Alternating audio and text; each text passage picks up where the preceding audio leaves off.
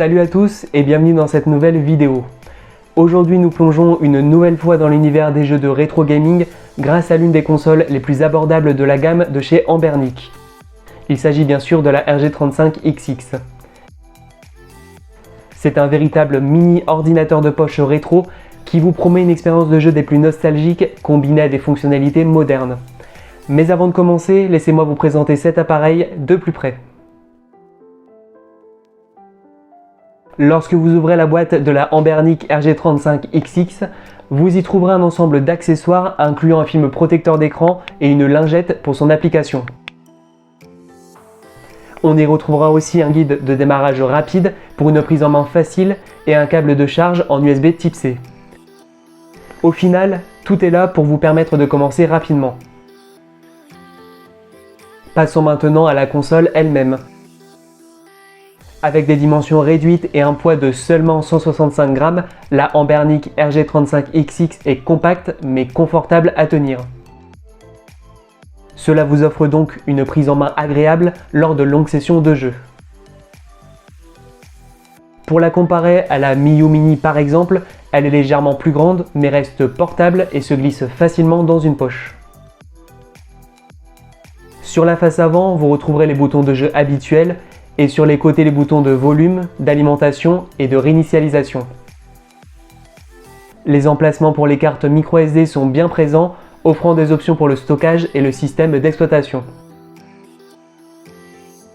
À l'arrière de celle-ci, les boutons de gâchette sont bien positionnés, bien que certains utilisateurs aient remarqué une légère difficulté à appuyer sur les boutons intérieurs.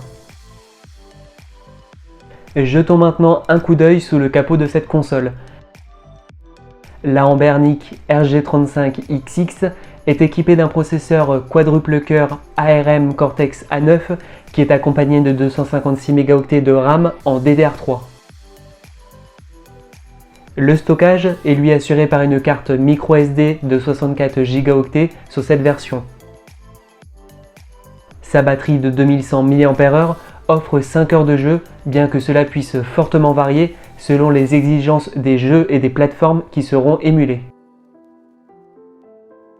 Pas trop de surprises du côté de l'interface utilisateur qui est assez simple mais fonctionnelle. Elle offre une navigation rapide et fluide entre les émulateurs et les jeux.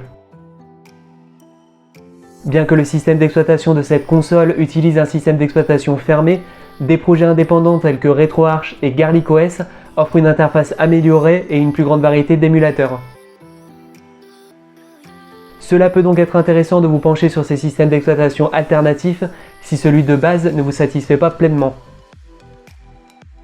Quant aux performances des émulateurs, j'ai pu tester différents systèmes tels que la Game Boy Advance, la Super Nintendo, la Game Boy, le PC Engine, le Master System ou encore la PlayStation 1. Dans l'ensemble, la plupart des jeux s'exécutent correctement, bien que certains aient connu des ralentissements occasionnels ou des sauts d'image sur certains émulateurs. Je peux vous dire que l'émulation des jeux sur les systèmes antérieurs à la PlayStation 1 fonctionne tous correctement, sans trop de problèmes. La question que beaucoup se posent et qui revient régulièrement sur les forums, quelle console choisir entre la RG35XX et la Miyu Mini? Si vous pouvez mettre la main sur une Miyu Mini, c'est un excellent choix. Cependant, étant donné sa rareté, la RG35XX représente une alternative solide et bien moins coûteuse pour faire ses premiers pas dans l'univers des jeux rétro. Pour conclure ce test, si vous êtes à la recherche d'une expérience de jeu rétro portable et abordable, cette RG35XX est certainement l'une des consoles à considérer. Avec son design compact et ses performances d'émulation décentes, ainsi qu'une variété d'options de jeux rétro, elle offre une option attrayante pour les amateurs de rétro gaming. De plus, avec ses évolutions logicielles et la possibilité d'amélioration future telles que GarlicOS avec RetroArch, la Anbernic RG35XX montre un potentiel prometteur pour élargir son catalogue d'émulateurs et améliorer son interface utilisateur. Si vous cherchez à vous procurer cette console, vous pouvez la retrouver dans la description de cette vidéo et profiter d'une réduction grâce au code promo présent lui aussi dans la description. Pour terminer cette vidéo, je tiens à remercier chaleureusement une nouvelle fois Fanny de Geek Buying qui m'a gracieusement proposé de tester ce produit. Leur collaboration m'a permis de découvrir ce nouveau produit et de partager mon expérience avec vous. Voilà, cette vidéo touche déjà à sa fin, j'espère qu'elle vous aura plu.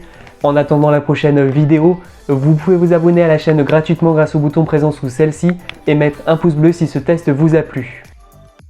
Pour les personnes souhaitant apporter du soutien à la chaîne, vous avez la possibilité de rejoindre la communauté grâce au bouton rejoindre. N'oubliez pas que la meilleure façon de prédire l'avenir, c'est de le créer, alors n'hésitez plus à inventer le vôtre. Je vous dis à la prochaine, c'était Chris, ciao.